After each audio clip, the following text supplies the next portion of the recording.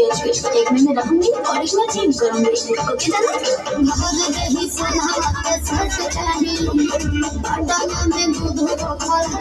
अरे करे जा तू जितना खर्चा करे तू हम उतना खर्चा करो ओकरा खातिर हम भागल ना होई आ जदी हमरा के छोड़ के गइलू तो बुझ लीह हम संतोष पागल नहीं न बुझे जाना तू चिराई उड़न बाज हो तो बुझ ली हम